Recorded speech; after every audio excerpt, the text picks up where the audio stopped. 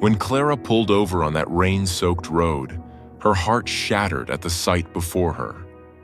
A tiny, spotted kitten with massive paws and a swollen belly. Just 6 months earlier, she had watched her beloved cat Jasper succumb to FIP during his final agonizing days. Believing she had stumbled upon a dying kitten, suffering from the same cruel fate, she wrapped the strange kitten in a blanket and rushed to the nearest emergency clinic, ready to do whatever it took to save him. But when the vet examined the strange kitten, she fell silent, then reached for the phone with trembling hands. What was this creature really? And why was a trained veterinarian suddenly reaching for the phone with trembling hands? Before we start, hit the like button and make sure to subscribe if you haven't, and hit that notification bell so that you won't miss any new stories. The rain had a personal vendetta against Clara Evans's 2012 Honda Civic. It wasn't just falling, it was assailing, hammering the roof with the rhythmic fury of 1,000 tiny drummers on a caffeine bender. The wipers, fighting a losing battle, smeared the deluge across the windshield in hypnotic, blurry arcs. It was the kind of West Michigan autumn storm that felt ancient and biblical, turning the 2-lane country road into a slick obsidian ribbon winding through a gauntlet of skeletal trees. Clara was already on edge.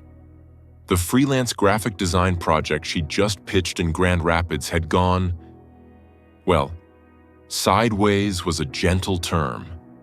The client wanted more pop, but also more minimalist, a Zen garden with a rave happening in the middle. Her brain felt like a scrambled egg. All she wanted was to get back to her tiny rental cottage on the outskirts of Lowell, wrap herself in her favorite quilt, a lumpy, faded thing her grandmother had made, and mainline a season of a British baking show. Grief was a passenger in the car with her, too. It had been 6 months since she'd lost Jasper, her 15-year-old ginger tabby. Jasper had been her silent, furry companion through college, a bad breakup, and the terrifying leap into freelance work. His decline had been swift and cruel. One day he was batting at dust motes and sunbeams. The next, his belly began to swell. The vet had delivered the devastating diagnosis: feline infectious peritonitis, or FIP, the wet form. A death sentence. The memory of his distended, fluid-filled abdomen was a raw, tender bruise on her heart. That's why the sound, when she heard it, cut through the drumming rain and the drone of the car's heater like a razor. It was a cry. A thin, desperate wail that sounded impossibly fragile against the storm's cacophony. "Probably just the wind," she muttered, her knuckles white on the steering wheel. Her logical brain insisted.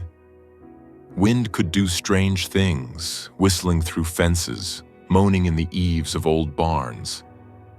But then she heard it again, closer this time, as she slowed for a curve. It wasn't the wind.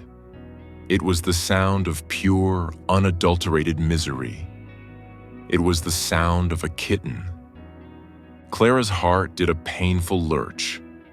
Every stray cat in a 10-mile radius seemed to have a radar for her particular brand of bleeding heart foolishness. Against every rational instinct screaming at her, "It's pouring, it's late, it's none of your business." She pulled the Honda onto the muddy shoulder, the tires sinking with a squelch. She flipped on her hazard lights, their rhythmic blinking painting the drenched woods in flashes of orange. Peering through the passenger window, she saw it. A small, mottled brown shape huddled at the base of a road sign that read, "Falling Rocks." The irony was not lost on her. The creature was a sodden, shivering ball of fluff, and it was crying its little heart out. "Oh, for crying out loud," she sighed, the words a mix of exasperation and resignation. She killed the engine. the sudden silence amplifying the storm's roar and the creature's pitiful mews. She grabbed a thick, ratty blanket from the trunk. Her emergency car might break down in a blizzard blanket, and plunged into the downpour. The cold rain was an instant shock, plastering her hair to her scalp. The mud tried to claim her sneakers. As she got closer, the kitten's features came into focus. It was weird. Its fur was a beautiful tapestry of spots and stripes, more intricate than any tabby she'd ever seen. Its ears were too big for its head, topped with comical tufted points of black fur. Its paws were disproportionately massive, like it was a puppy wearing its dad's work boots. But the most alarming feature, the one that made Clara's breath catch in her throat, was its belly. It was huge, round and distended, looking taut and uncomfortable beneath its damp fur. The image of Jasper in his final days flashed through her mind, vivid and agonizing. Phi-P. The thought hit her with the force of a physical blow. A wild kitten, abandoned, starving, and riddled with a fatal disease. It was too cruel. The kitten looked up at her, its cries quieting to a suspicious rumble. Its eyes weren't the soft blue of a domestic kitten. They were a startling, intelligent shade of yellow-green, fierce and wild. For a split second, a warning bell chimed in the back of her mind. This was not a normal cat. But then it shivered violently, a tremor that shook its whole tiny body and let out another heart-rending cry. The warning bell was summarily silenced by a tidal wave of empathy. "Okay, buddy," she whispered, crouching down. "Okay, I'm not going to hurt you." She slowly, deliberately, draped the blanket over the creature. It stiffened, letting out a low hiss that was surprisingly deep. It was more of a chuff than a hiss. Clara ignored it, scooping the bundled animal into her arms.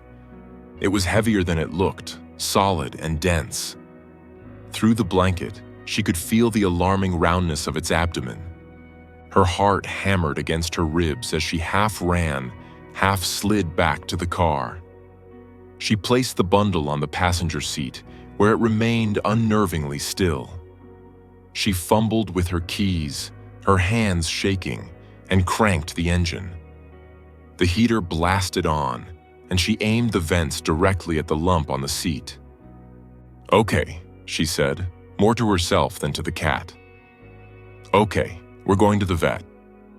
The nearest 24-hour emergency vet was in Ada, a 20-minute drive that now felt like an eternity.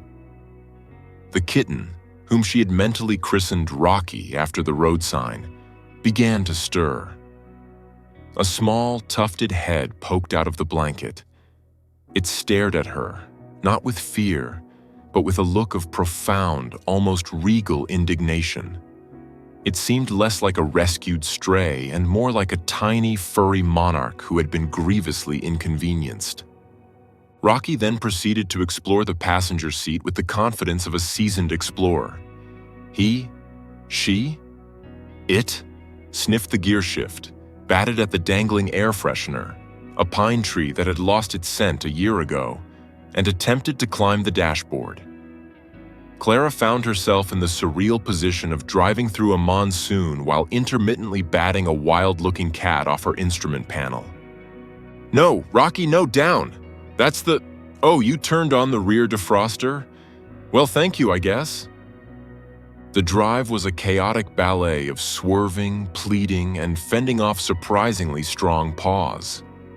Every so often, she'd glance at his swollen belly and the cold dread would return, eclipsing the absurdity of the situation. This poor, brave, weirdly confident little creature was dying. She had to get him help. Dr. Anya Sharma believed she had seen everything. In her 15 years as an emergency veterinarian, She'd treated dogs that had eaten entire Christmas turkeys, cats that had fallen from third-story windows and landed with indignant grace, parrots with vocabularies that would make a sailor blush, and one memorable iguana who developed a taste for Barbie doll heads.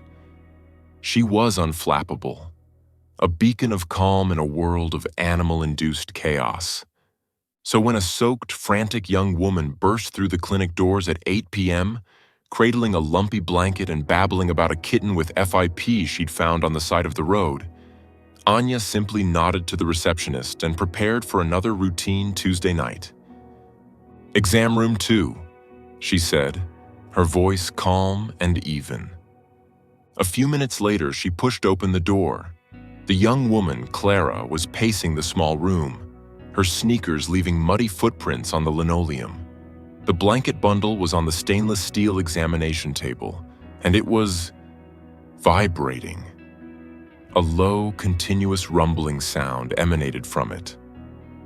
"Good evening, Doc," Sharma said, washing her hands at the sink.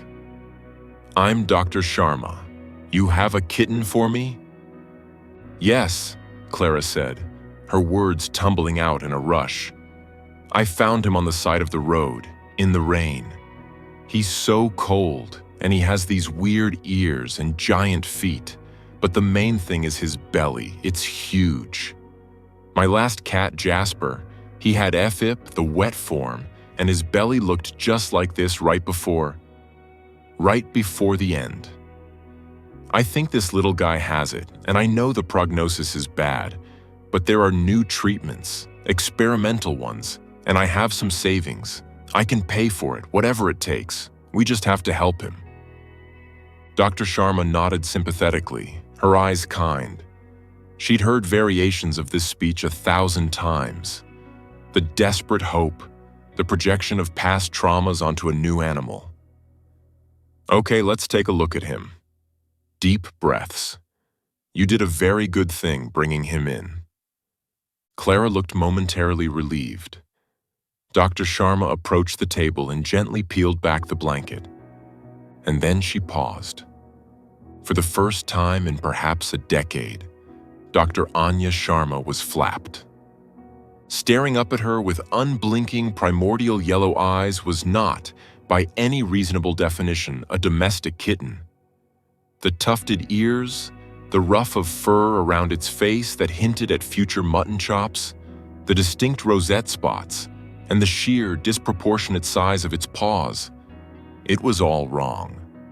And all very, very right for a different species. "Ma'am," Dr. Sharma said, her voice carefully neutral as she reached for a pair of gloves. "Where exactly did you say you found this kitten?" "On Brookside Road, near the Fallisburg Park entrance," Clara said, wringing her hands. "He's a stray, obviously. Maybe a Maine Coon mix? He's got the ears for it, sort of." Dr. Sharma did not point out that Maine Coons have tufts inside their ears, not 2-inch-long black antennae sticking off the tips. Instead, she focused on the presenting complaint. The belly. She gently palpated the animal's abdomen. The creature, which she was now 99.8% certain was a bobcat, didn't flinch. It just lay there, continuing its rumbling purr, which sounded like a tiny, well-maintained engine. Her experienced fingers searched for the telltale sign of FIP, ascites, the sloshing, fluid-filled feeling of a body cavity full of liquid. There was none. What she felt was firm, but yielding. It didn't feel like fluid. It felt solid. She pressed a little deeper. The creature shifted its weight and let out an annoyed grunt. "Okay, Dr. Sharma said, straightening up and pulling off her gloves. She looked at Clara, a slow, wry smile beginning to form on her lips. "Well, I have some good news, and then I have some other news." Clara's eyes widened. "The good news first, please." The good news is, your little friend here does not have FIP. Relief washed over Clara's face so intensely she seemed to deflate. Oh, thank God, are you sure? His belly is so big. Oh, I'm sure, Dr. Sharma said, her smile widening. The distension you're seeing is not caused by fluid accumulation. It's caused by a significant and, I must say, rather impressive layer of subcutaneous adipose tissue. Clara stared at her, uncomprehending. Adipose? Tissue? Dr. Sharma leaned against the counter. Fat, Ms. Evans. Your kitten is not sick. He is, to put it bluntly, a little chonk. He's well fed. Very well fed, in fact. Clara blinked. Fat? But he was abandoned on the side of the road. How could he be fat? The pieces of the puzzle were not just failing to fit, they seemed to be from entirely different boxes. Which brings me, Dr. Sharma said, gesturing towards the animal on the table, to the other news. That's not a Maine Coon mix. In fact, it's not a house cat at all. She paused for dramatic effect. She'd earned it. Ms. Evans, what you have brought to my clinic is a Lynx rufus, a bobcat. The silence in the room was absolute, broken only by the hum of the ventilation and the bobcat's contented purr rumble. Clara's face went through a rapid series of expressions. Confusion, disbelief, dawning horror, and finally, a sort of hysterical bewilderment. A what? A bobcat, Dr. Sharma repeated patiently. And based on his dentition, she added, gently prying open the animal's mouth to reveal a formidable set of developing canines. He's not a tiny kitten either. I'd put him at about 7 or 8 months old. Clara stared from the vet to the animal on the table. The tufted ears, the giant paws, the wild, intelligent eyes, the weird chuffing hiss. It all snapped into place with a horrifying, comical clarity. She hadn't rescued a sick, abandoned kitten. She had, with the best of intentions, abducted a perfectly healthy, slightly overweight juvenile bobcat. Oh my God, she whispered, sinking onto the visitor's stool. I kidnapped a bobcat. I stuffed a wild predator into my Honda Civic. He turned on my rear defroster. The absurdity of the situation hit her like a tidal wave, and she let out a sound that was half gasp, half laugh. He's not Rocky. He's a felon. Dr. Sharma chuckled. A well-intentioned felon, at least. Now the question is, where did he come from? A wild bobcat this comfortable with people and this well-fed is highly unusual. He's not behaving like a wild animal. He's behaving like a pet. She tapped her chin thoughtfully. There's only one place around here that would have a semi-tame 8-month-old bobcat. She walked over to the office phone. Let me just make a call. Meanwhile, 10 miles away at the Blandford Nature Center, head zookeeper Mark Peterson was experiencing a familiar brand of professional agony. The rain lashed against the windows of his small, cluttered office, mirroring the storm in his soul. On his desk lay a single damning piece of evidence. A metal gate latch, its simple hook mechanism gleaming under the desk lamp. It was a latch designed to be operated by a human hand. A latch that had, for the 3rd time in 2 months, been operated by a paw. Artemis, he groaned, rubbing his temples. You brilliant little menace. Artemis was their 8-month-old female bobcat. She had arrived as a tiny orphaned kitten, found near a construction site, her mother likely a victim of a vehicle collision. The staff at Blandford had hand-reared her. The plan was always to release her, but she had habituated to humans too thoroughly. She saw them as providers, not threats. Worse, She had never learned to hunt.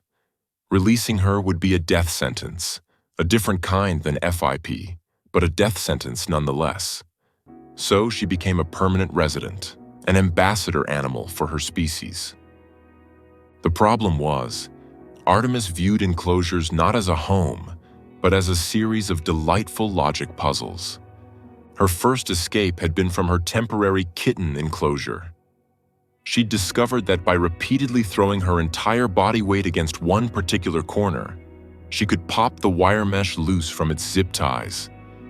They'd found her 2 hours later, fast asleep in a pile of clean laundry in the staff room. The second escape was more sophisticated. She'd been moved to a larger, more secure outdoor habitat that had a smaller indoor section for feeding and shelter. A simple slide bolt secured the door between the two. Mark had watched on the security cameras, utterly mesmerized, as Artemis spent the better part of an afternoon hooking a single claw into the bolt's handle, patiently jiggling it back and forth until it slid free. They'd found her trying to help the raccoons open a puzzle feeder. This time, she had outdone herself. The new latch was a hook-and-eye model, requiring a lift and pull motion. Somehow, she'd mastered it. She had escaped her primary enclosure, then navigated the staff-only corridor, and, presumably, slipped out a side door that someone had carelessly left ajar for a moment too long. "She's too smart for her own good," Mark said to Sarah, a junior keeper who was looking pale. "And she has zero survival skills. She probably thinks a raccoon is a friend and a car is a weirdly shaped napping spot." Their protocol was in full swing. Staff were combing the nature center's grounds, calling her name. Mark had notified local animal control and the sheriff's department. He was dreading the next step, the social media post. Our beloved but frustratingly intelligent bobcat Artemis has once again gone on an unauthorized walkabout. She is not dangerous, but has the survival instincts of a throw pillow. Please do not approach, just call us. He was drafting the post, trying to strike the right tone between urgent and please don't panic, when the office phone rang. He snatched it up. "Mark Peterson!" "Mr. Peterson, this is Dr. Anya Sharma at Ada Emergency Veterinary Clinic." A calm, professional voice said. "I'm calling about a potential resident of yours. Does the name Artemis mean anything to you?" Mark felt a surge of adrenaline so potent it made him dizzy. "Yes, oh my God, yes, is she okay? Where is she?" There was a dry chuckle on the other end of the line. "She is perfectly fine. In fact, she's in remarkably good health. A little on the portly side, to be honest. She was brought in by a concerned citizen who found her on Brookside Road and, bless her heart, mistook her for a domestic kitten with a fatal illness." Mark sank into his chair, the tension draining out of him, replaced by sheer, unadulterated disbelief. Somebody thought Artemis was a sick kitten? "A very sick kitten," Dr. Sharma confirmed. The presenting concern was a big belly, which the finder feared was FIP. "I'm happy to report it's just a healthy layer of winter warmth. We feed her a scientifically formulated carnivore diet," Mark said, a note of defensiveness in his voice. "It's portion controlled." "Well, she's clearly supplementing it somewhere," the vet said cheerfully. "In any case, she's here, she's safe, and she's currently trying to purr a hole in my exam table. I take it you'd like to come and retrieve your fugitive?"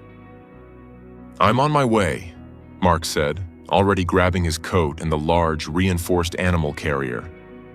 "I cannot thank you enough, Doctor." "Don't thank me," she replied. "Thank the very sweet, very confused young woman who just tried to save your bobcat from a case of being slightly chubby." When Mark walked into exam room 2, he was met with a scene of quiet, surreal comedy. Dr. Sharma was leaning against the counter, looking amused. A young woman, Clara, was sitting on the stool, staring at the Bobcat on the table with an expression of dazed wonder. And Artemis, the center of all the chaos, was on her back, all four giant paws in the air, batting playfully at the dangling end of Dr. Sharma's stethoscope. "Artemis," Mark said, his voice a mixture of relief and sternness. At the sound of his voice, the Bobcat flipped over with surprising agility. She looked at him, let out a happy chuff, and trotted to the edge of the table, rubbing her face against the hand he offered her. Clara watched the interaction, her jaw slightly agape. "So, her name is Artemis?" "It is," Mark said, stroking the Bobcat's back. He turned to Clara, his expression softening. "And you must be her rescuer. I'm Mark Peterson from the Blandford Nature Center. Thank you, seriously, we've been worried sick." I thought she was a kitten," Clara stammered, her cheeks flushing a deep red. "I thought she was dying. I named her Rocky." Mark laughed, a genuine hearty sound. "Well, Rocky is a fine name, but she's definitely our Artemis. And you probably saved her life. Not from a disease, but from a car or a coyote. She has no idea how to survive out here." He explained Artemis's history, the orphan, the hand-rearing, the utter lack of wild instincts. "She's a Houdini in fur. We keep making her enclosures smarter, and she just keeps getting smarter." As Mark skillfully coaxed a slightly protesting Artemis into the large carrier, Clara felt a strange mix of emotions. Embarrassment, certainly, but also a profound sense of relief and a pang of sadness. The little creature she had been prepared to spend her savings on, to fight for, wasn't hers to save. The heart-wrenching story she had constructed in her head had evaporated, replaced by a hilarious, much happier reality. "I'm so sorry for the trouble," Clara said as Mark prepared to leave. "Trouble?" Mark said, hoisting the carrier. "You went out in a storm to save an animal you thought was suffering. That's not trouble. That's compassion. The world could use a lot more of that." He paused at the door. "You know, once she's settled back in and we've invented a Bobcat-proof lock forged in the heart of a dying star, you should come visit her. I'll give you a behind-the-scenes tour. You can see what a happy, non-fatally ill Bobcat looks like in her her unnatural but safe habitat." A genuine smile bloomed on Clara's face. "I'd really like that." 2 weeks later, on a crisp, sunny Saturday, Clara took him up on the offer. The sky was a brilliant, cloudless blue. She found the Blandford Nature Center easily. Mark met her at the entrance, his smile warm and welcoming. He led her past the public displays, through a staff-only door, and into the back area where the ambassador animals were housed. And there, in a sprawling enclosure fortified with what looked like the locking mechanism from a bank vault, was Artemis. She was magnificent. Her coat shone in the sunlight, her tufted ears twitched, catching every sound. Her belly, Clara noted with a smile, was still robustly round. She was batting at a large burlap sack stuffed with hay and scented with catnip, attacking it with a predator's focus and a kitten's playfulness. "Hey, Artie," Mark called softly. "Look who's here." Artemis stopped her assault on the sack. She turned and looked directly at Clara. Her yellow-green eyes were sharp and intelligent. She walked to the edge of the enclosure, as close to Clara as she could get, and sat down. She didn't make a sound. She just watched. Then, very slowly, she blinked. A long, deliberate, slow blink. In the world of cats, wild and domestic, it was a sign of trust, a sign of peace. Clara felt the last of the grief for Jasper, the anxiety of her career, the loneliness of her little cottage. Just ease. It hadn't vanished, but it had been joined by something new, something warm and hopeful. She hadn't rescued a dying kitten, but the act of trying had rescued a part of herself. She started volunteering at the center the next weekend, helping clean enclosures and prepare food. She found a new client who loved her minimalist rave design concept. She still missed Jasper, but the ache was softer now, layered with the hilarious memory of a fat, fugitive bobcat who turned on her defroster and tricked her into saving him from nothing more than a life of adventure and a slight paunch.